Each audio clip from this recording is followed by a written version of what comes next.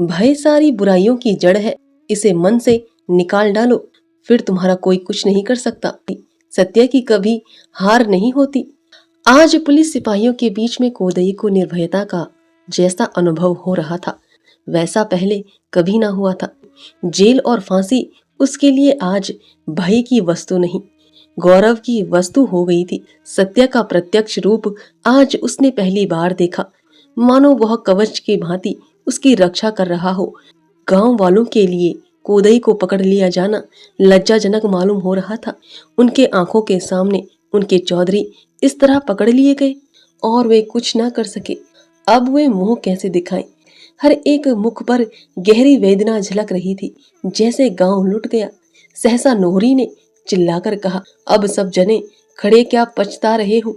देख ली अपनी दुर्दशा, या अभी कुछ बाकी है? तुमने देख लिया ना कि हमारे ऊपर कानून से नहीं लाठी से राज हो रहा है। आज हम इतने बेशरम हैं कि इतनी दुर्दशा होने पर भी कुछ नहीं बोलते। हम इतने स्वार्थी, इतने कायर ना होते तो उनकी मजाल थी कि हमें कोड़ों से पीटते।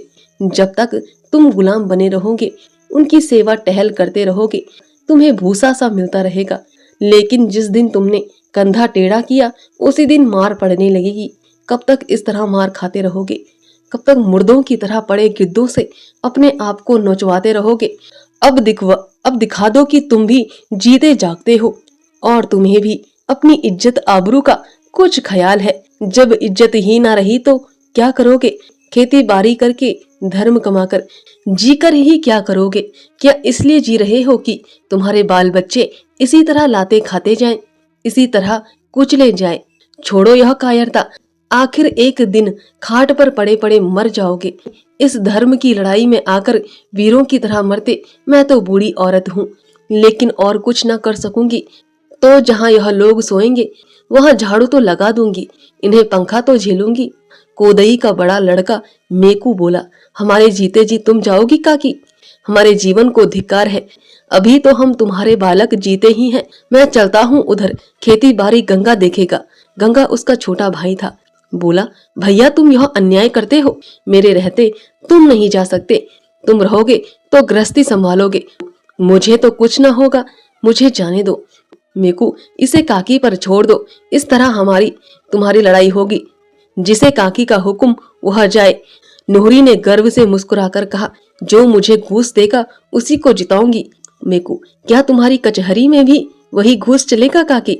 हमने तो समझा था यहाँ ईमान का फैसला होगा।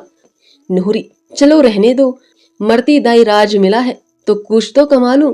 गंगा हंसता हुआ बोला, मैं तुम्हें घूस दूंगा काकी। अब की बाजार जाऊंगा तो तुम्हारे लिए पूर्वी तंबाकू का पत्ता लाऊंगा। नोहरी, तू ही जाना, तो बस तेरी ही जीत है, तू ही जाना। मेकू, काकी तुम न्याय नहीं कर रही हो। नोहरी, अदालत का फैसला कभी दोनों फकीर ने पसंद किया है कि तुम ही करोगे? गंगा ने नोहरी के चरण दुए, फिर भाई से गले मिला। कल दादा को कहला भेजना कि मैं जाता हूँ। एक आदमी ने कहा, मेरा नाम भी लिख दो भाई, सेवाराम। सबने जय घोष किया। सेवाराम आकर नायक के पास खड़ा हो गया। दूसरी आवाज आई, मेरा नाम लिख दो भजन सिंह। सबने जय घोष किया। भजन सिंह जाकर नायक के पास खड़ा हो गया। भजन सिंह 10-5 गांवों में पहलवानों के लिए मशहूर था। यह अपनी चौड़ी छाती ताने सिर उठाए नायक के पास खड़ा हुआ तो जैसे मंडप के नीचे एक नए जीवन का उदय हो गया। तुरंत तीसरी आवाज आई, मेरा नाम लिखो घूरे। यह गांव का चौकीदार था। लोगों ने सिर उठा उठाकर उसे देखा। सहसा किसी को विश्वास न आता था कि घूरे अपना नाम लिखाएगा। भजन सिंह ने हंसते हुए कहा, तुम्हें क्या हुआ है घूरे? घूरे ने कहा, मुझे वही हुआ है जो तुम्हें हुआ है। 20 साल तक गुलामी करते करते थक गया। फिर आवाज आई, मेरा नाम लिखो काले खां। वह जमींदार का सहना था, बड़ा ही जाबिर और दबंग। फिर लोगों को आश्चर्य हुआ। मेकू बोला, मालूम होता है हमको लूट लूट कर घर भर लिया है, क्यों? काले खां गंभीर स्वर में बोला, क्या जो आदमी भटकता रहे उसे कभी सीधे रास्ते पर ना आने दोगे भाई? अब तक जिसका नमक खाता था उसका हुक्म बजाता था, तुमको लूट लूट कर उसका घर भरता था। अब मालूम हुआ कि मैं बड़े भारी मुगालते में पड़ा हुआ था। तुम सब भाइयों को मैंने बहुत सताया है।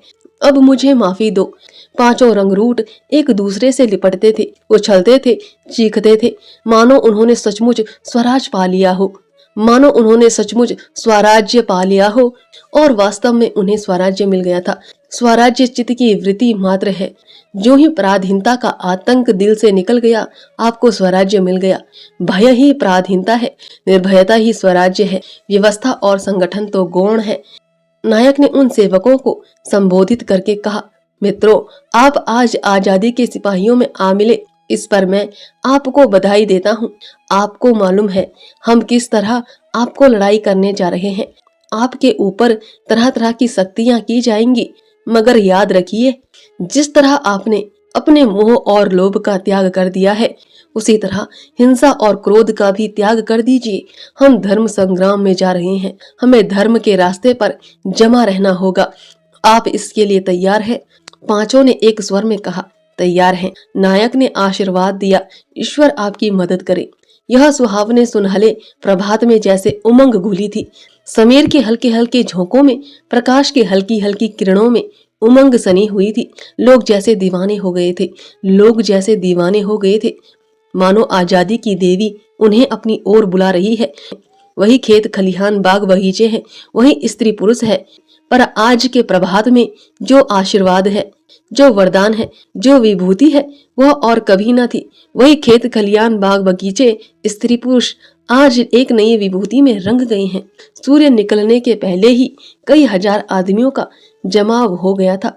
जब सत्याग्रहियों का दल निकला तो लोगों की मस्तानी आवाजों से आकाश गूंज उठा। नए सैनिकों की विदाई, उनके रमणियों का कातर धैर्य, माता पिता का आदर गर्व, सैनिकों के परित्याग का दृश्य लोगों को मस्त किए देता था। सहसा नोहरी लाठी टेकती हुई आकर खड़ी हो गई। मेकू ने कहा, काकी हमें आशीर्वाद दो। नोहरी, मैं तुम्हारे साथ चलती हूँ बेटा, कितना आशीर्वाद लोगे? कई आदमियों ने एक स्वर में कहा, काकी काकी तुम चली जाओगी तो यहाँ कौन रहेगा? नोहरी ने शुभ कामना के भरे हुए स्वर में कहा, भैया जाने के तो अब दिन ही है। आज न जाऊंगी, 2-4 महीने बाद जाऊंगी। अभी आऊंगी तो जीवन सफल हो जाएगा। 2-4 महीने में खाट पर पड़े पड़े जाऊंगी तो मन की आस मन में ही रह जाएगी। इतने बालक हैं, इनकी सेवा से मेरी मुकुट बन जाएगी। भगवान करे तुम लोगों के सुदिन आए और मैं अपनी जिंदगी में तुम्हारा सुख देख लूं। यह कहते हुए नोहरी ने सबको आशीर्वाद दिया और नायक के पास जाकर खड़ी हो गई। लोग खड़े देख रहे थे और जत्था गाता हुआ जाता था, एक दिन यह है कि हम सा बेहया कोई नहीं। नोहरी के पांव जमीन पर ना पड़ते थे, मानो विमान पर बैठी हुई स्वर्ग जा रही है। धन्यवाद दोस्तों, आशा है आपको यह कहानी पसंद आई हो।